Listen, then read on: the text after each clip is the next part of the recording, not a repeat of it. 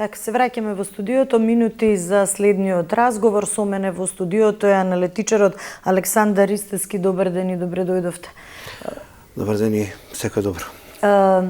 Не можеме да не зборуваме, иако нели минатата недела беа 7 дена жалост во Македонија, тагата е се присутна и мислам дека долго време ќе ни биде потребно да почнуваме така, да се oporavиме и да почнуваме да се навикнуваме, нели, дека мора да продолжат некои животни и општествени текови. Обединети во тагата, овој пат сме ставени на еден нов предизвик да се обединиме околу воспоставување на нов систем, велиме нов систем, заснован на одговорност, заснован на сериозност, на професионалност. Како ќе го постигнеме тоа? Па, знаете, ќе се навратам на нешто што го имам кажано, може би е депласирано, 5-6 пати го имам повторено. Кога ме праша во едно интервју пред 4-5 години дали ќе не биде, реков, ако кажам не, сум дефетист, ако кажам да, сум претеран оптимиста, и реков, да, Господ ги чува будалите. Звучи како одредена иронија и смејување на тоа какви сме како општество, но факт е една работа. Сакаме двојни реалности за многу работи. Ние имаме проблем, нели, со притисоците кои ни ги вршеа низ годините соседните држави, па нели сега тешко ние не можеме да прифатиме реалноста со промена на името и то знаеме на кој начин дојде. Не можеме да се навикнеме на одредени други општествени промени, но најголемата промена што не сакаме да ја прифатиме дека истовремено сакаме ред, ама сакаме нешто нас да ни се заврши на наши критериуми, по наш начин или преку трупа.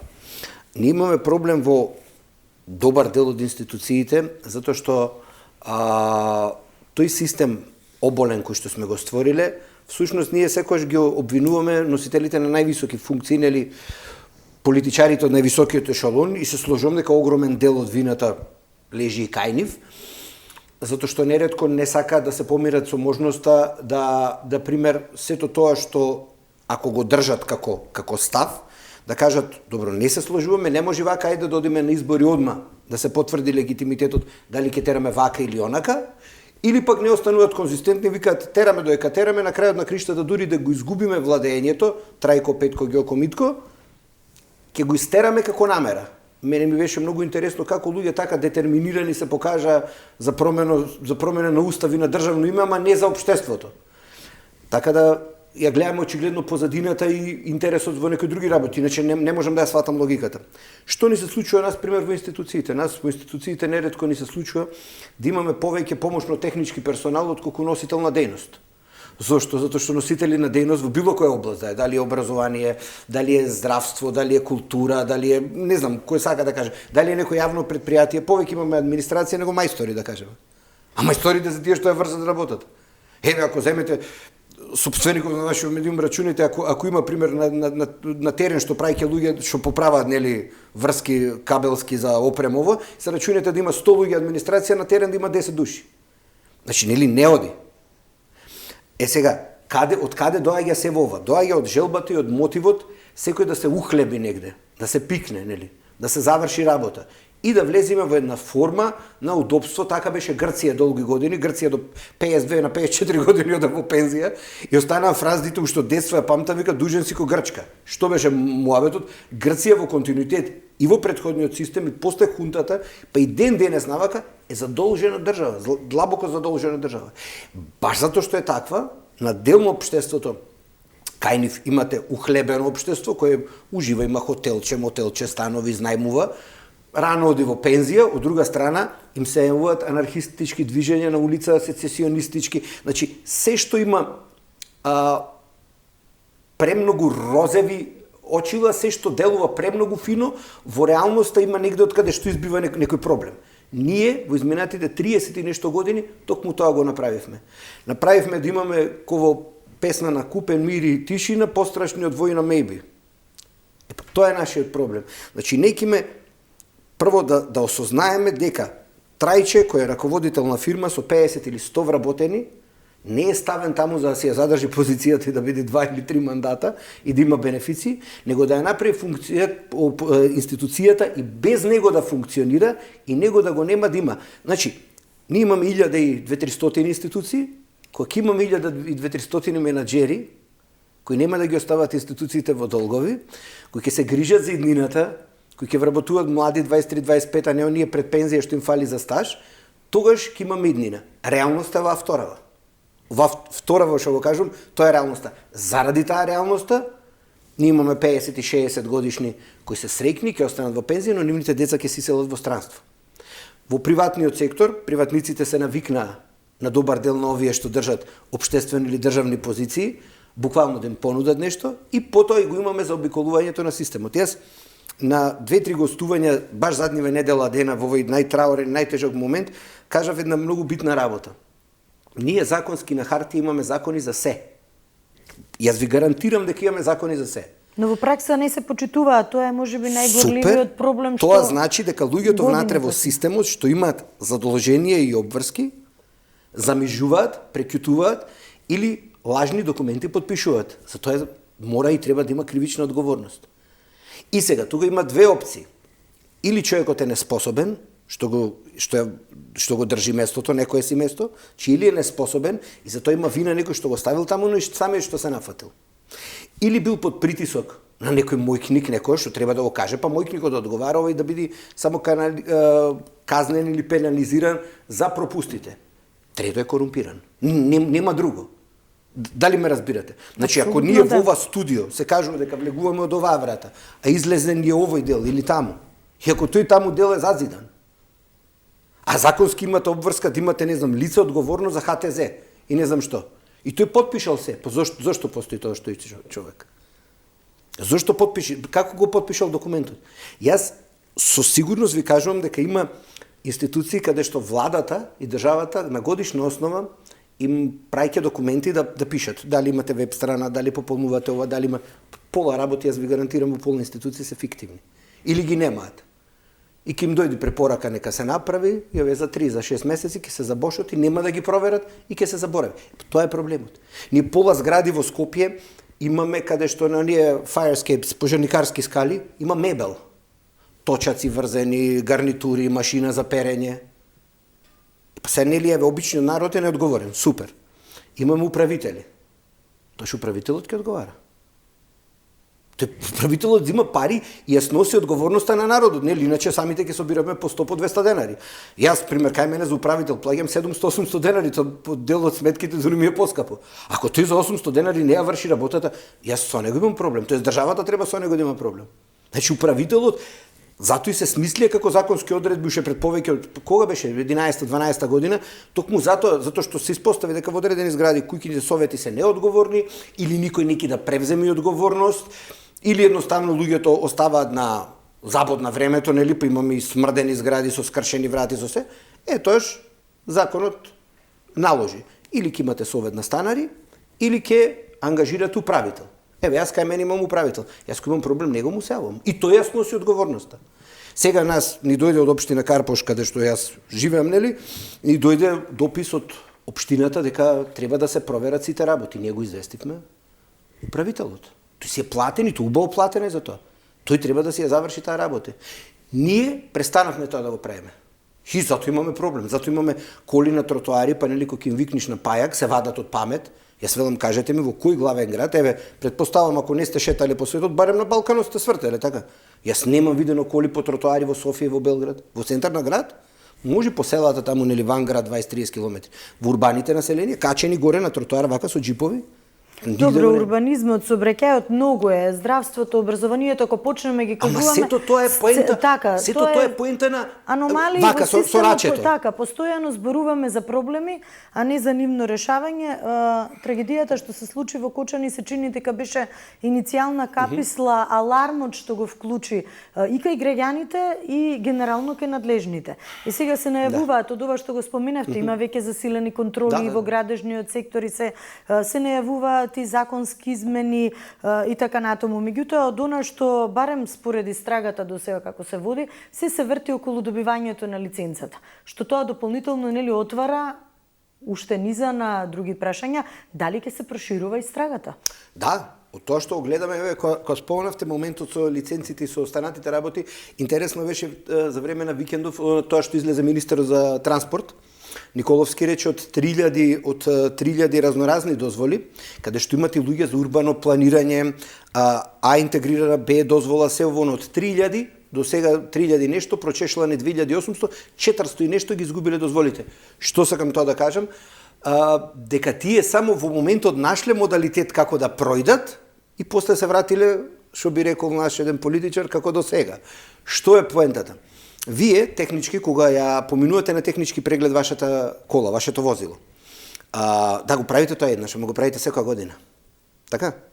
Значи, јас себе, мојата кола се осигура во месец ноември, ми ја помина дечкото, виде кола, кочници, светла, се останато, виде дека е сервисирана, дека е правена, ама помина сега, со важење една година. Тој не ми ја помина колата еднаш и за секогаш. Така да, очигледно, ние имаме проблем некогаш во одредени места, иако велам дека имаме закон за се, понекогаш најголем проблем кај нас се заштитните и контролните механизми. Значи, ние имаме закон дека масава треба да е од лесонит, обложена со, не знам, како и да е, дека на масава треба да има чаша и 3 листа хартија, но забораваме да кажеме дека треба, пример, да има ногарки. И ви ја носат масата и ви ја стават на земја. Значи, не е маса, даска на земја. Или, пример, ја подпираат на 2 тамбуретки, да кажеме.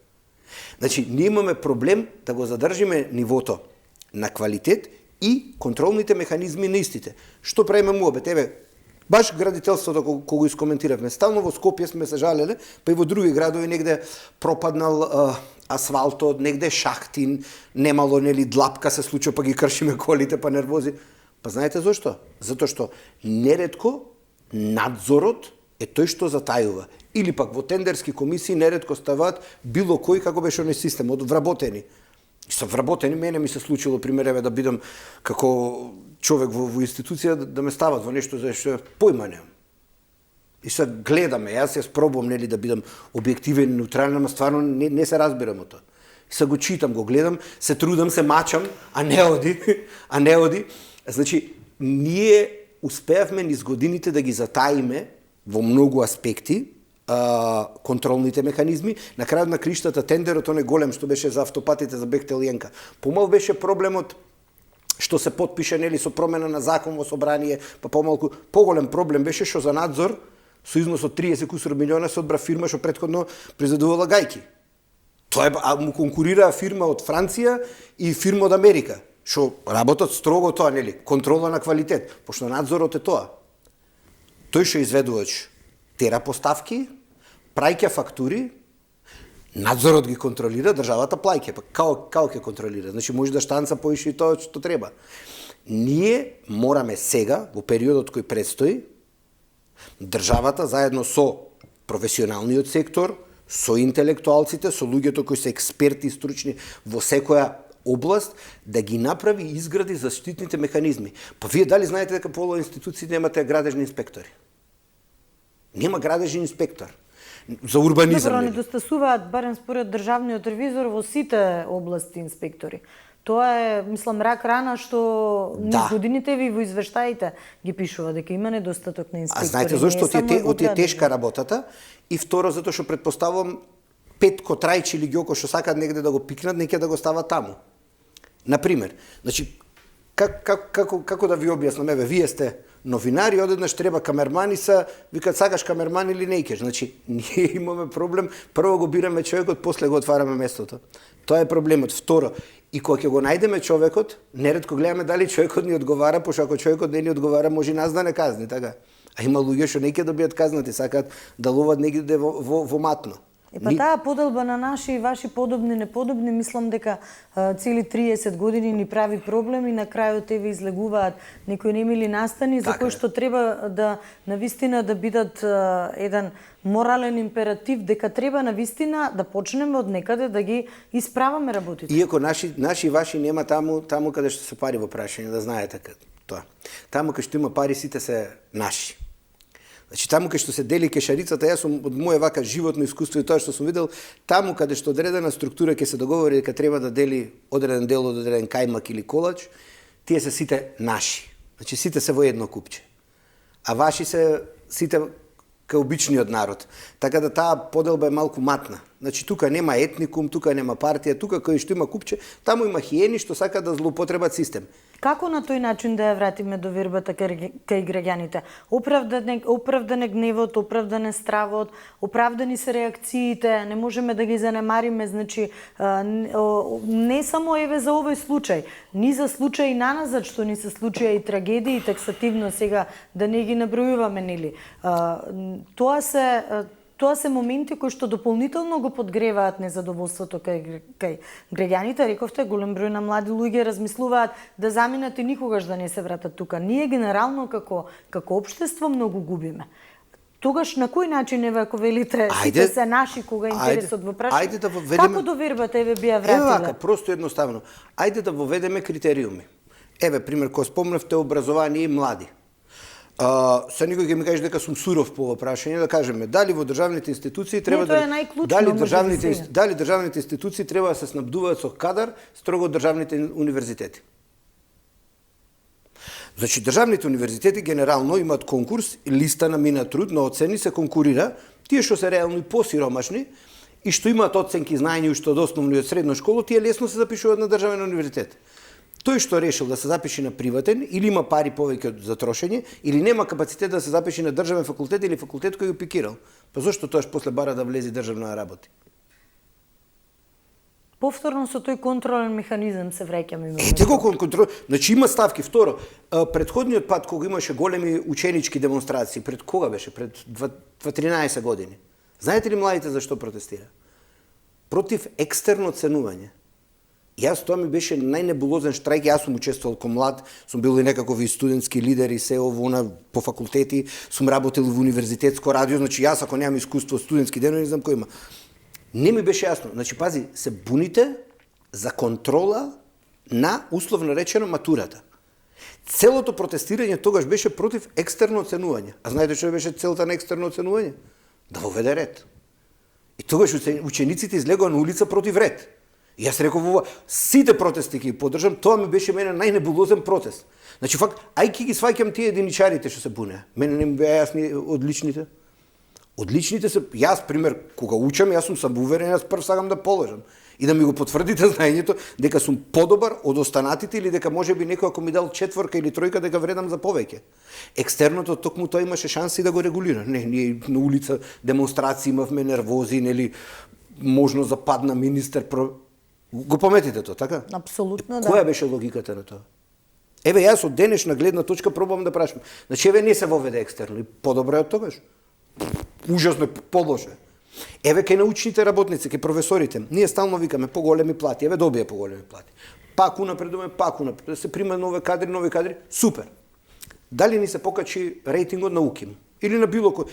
Излезе дека најновиот универзитет државен, или втор најнов, да кажеме Штипски, најдобро функционира. Знаете зашто? Од нула почна. Од нула почна без хипотеки, без, што би рекле комшите наши од север, по бабу и по стриче ми има, почна како интегриран универзитет, излезе дека Штипски подобро функционира и од Битолски и од Скопски. Помотивирани се, им ставаат ставки, импакт фактор, овона, не се толку експонирани професорите, за разлика од Скопски и од Битолски, по-неекспонирани со Штипски, по-брз успех прават. Значи, за 10, за 20 години може во многу аспекти и да ги стигнат овие. И за што зборуваме? Значи, пак се сведува на тоа. Еве ќе го примите. Кај нас имаше луѓе претходно, јас паметам што луѓе беа примени на позиција асистент, асистентот е преодна функција. Преодна за да тој нели стане доцент, па да стане вонреден, па редовен професор. Јас знам луѓе што отидоа во пензија како асистенти. Нигде во свет тоа го нема. Вработен асистент, до 60 и нешто години асистент е нели ко времена категорија, така? Неретко сва стариќе пред 10 на 15 години престанаа да ги вработуваат на неопределено, затоа што некој ќе си ја задоволи нели амбицијата, добра плата, флексибилно работно време, со млади работиш, терај. Ние немаме промена на кадар, ние знаете само како промена на кадар во високо образовна институција имаме. Ако некој дојде пред крај на кариера или гледа дека не успева во државниот, поди на приватен заради поголема плата, пример, или поголем бенефици. Ние немаме размена или му завршил договорот или времено.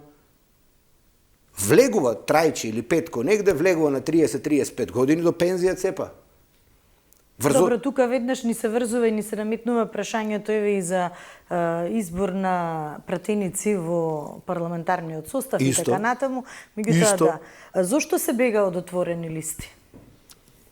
Еве кога зборуваме за филтрирање на квалитет, видете, јас кој ги гледал гласање на личност наместо за партија. Кој ги гледал некои мои гостувања, јас имав една иницијатива, баш се сеќавам кога Франција кој не изблокира за почеток на преговори, помина веќе 6 години тоа, 6 или 7, да.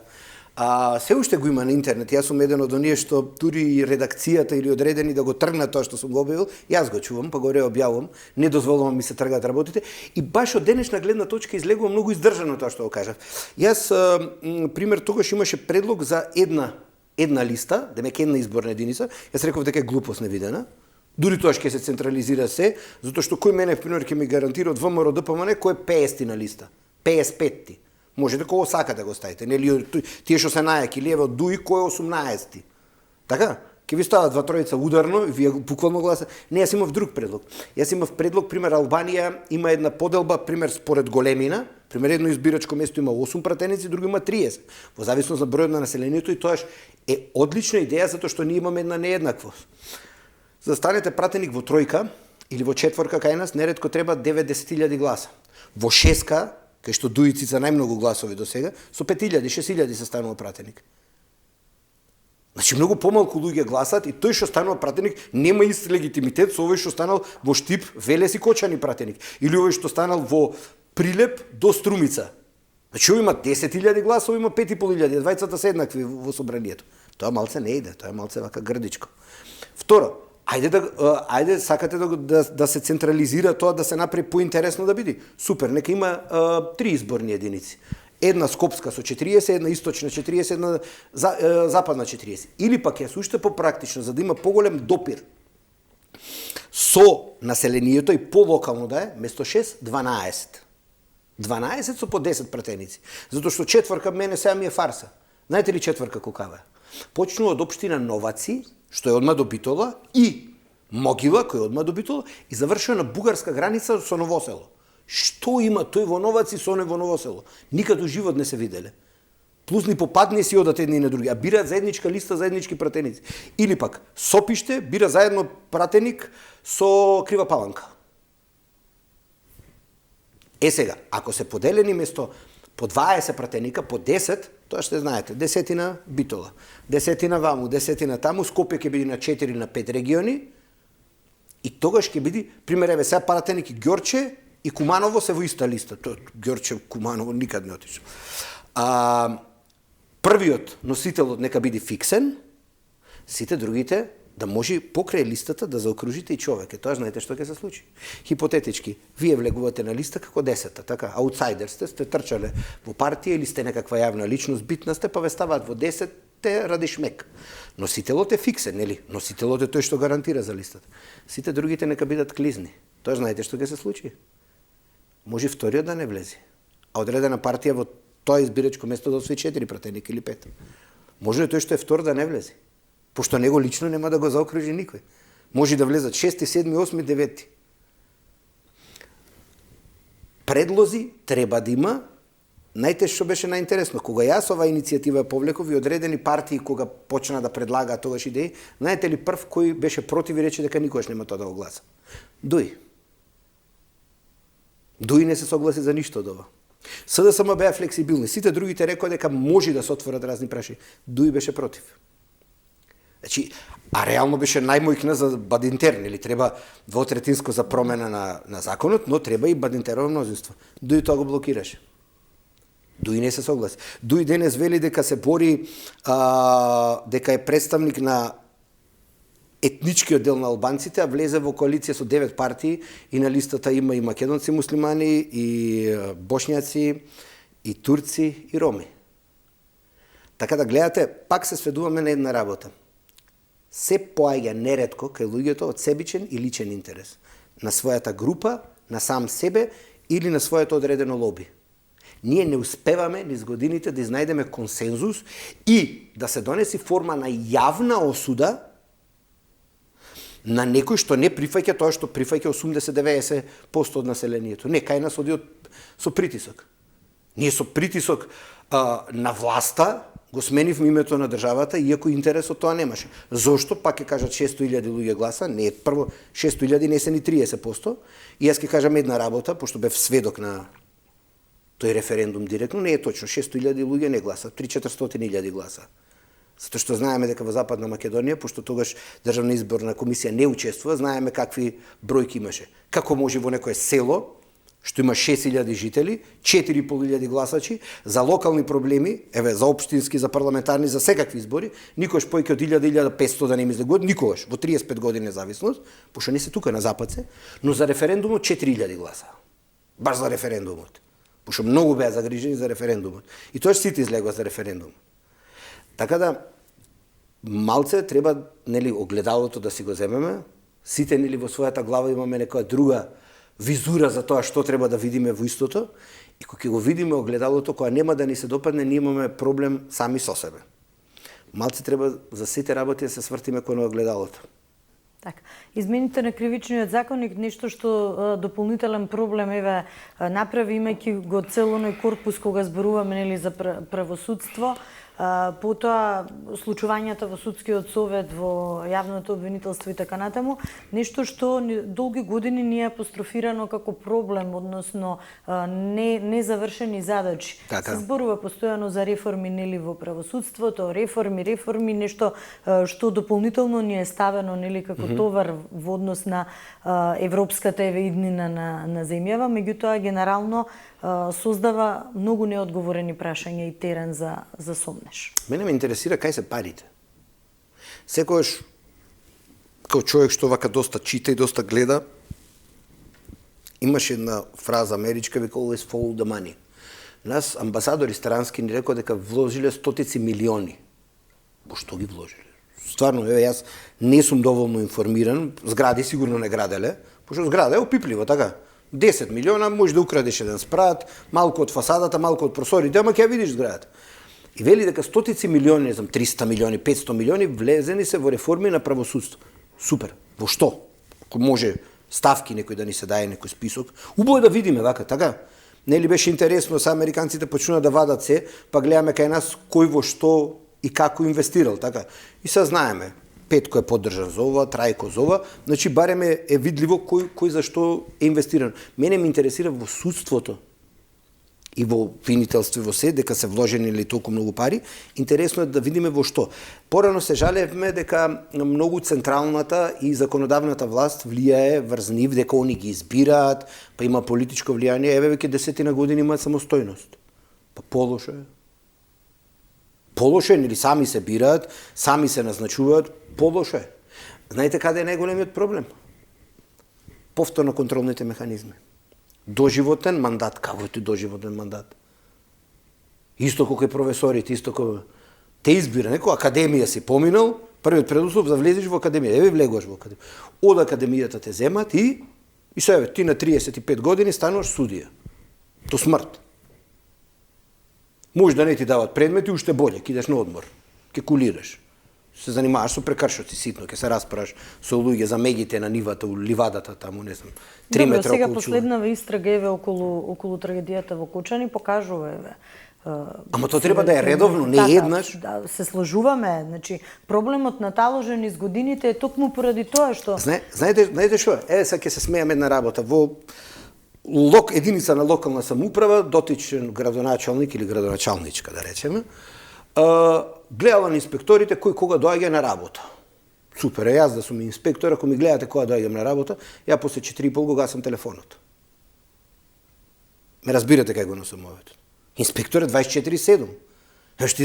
Еве, ако си комунален инспектор или не знам инспектор за нешто. Добро, и не треба се по канцеларија, треба се на терен. Ама кај нас, знаете дека има такво нешто? Ќе дојде секретар во општина или не знам што и те проверува кај си. А инспектор треба да има завршена работа, не седи на биро. Јас не знам што инспектор е тој што седи во канцеларија. Кај нас имате такви ситуации. Кај што инспекторите седат во канцеларија. И седи, игра Minecraft, не знам, Minesweep нешто. Треба да не е терен. Дискотеки кога се проверуваат? Пожари нелегални или нелегално горење во Скопје, што е најголем проблем, кога се случува? Ној ќе се случува. И па овој, ако го малтретираш ти 8 сати да седи у канцеларија или да не мрда негде, тоа што е вечер нема да излезе на терен. А јас барем така мислам, извините ако грешам, Инспектор е човек што јас не ќе да го видам у канцеларија, речи си никогаш. Речи си никогаш да дојде да поднесе документација и си оди. Ич нека не доаѓа во канцеларија. Воопшто нека не доаѓа. Платата си ја има плюс според напишани казни, јас дури би му дал и процент законско одредено. Нека казнува, нека делка, дури процент за да биде или мотивиран ако му е плата 40-50 илјади, 150 нека му стигне, само нека ги фати сите прекршители. Ние вредностите и системските проблеми ги направивме како некоја форма на репресија, кај што главниот седи горе, другите го слушаат, мора да има ред. Као да ви кажам, ко свирач во филхармонија, му каже дека 8 сати треба да седи на работа. Шо ќе прави тој? Пробата сат и пол му е. После ќе оди на кафе, во четврток и во понеделник ќе свири, така? Што ќе му каже 8 работни сати на свирач на фагот или на кларинет.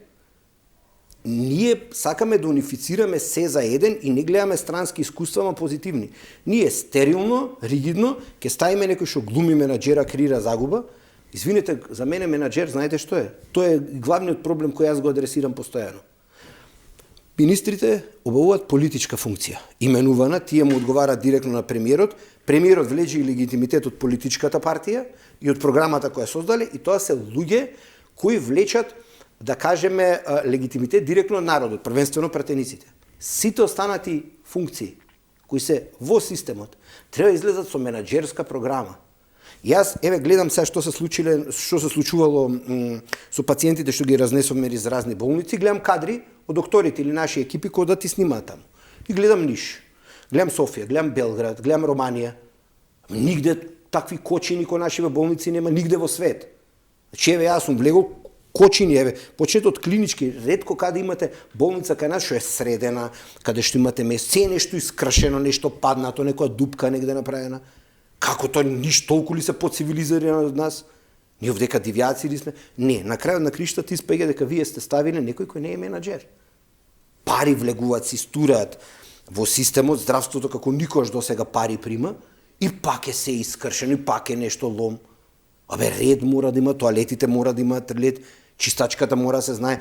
Кога ќе влезете вие во моловите, нели таму на врата се запишуваат, секој сад го чистат вецето. Кај нас таму дело околу месец дена никој да не поминал. Кога да го испрскале војска, кога служев, почисто беше вецето него во нашите болници.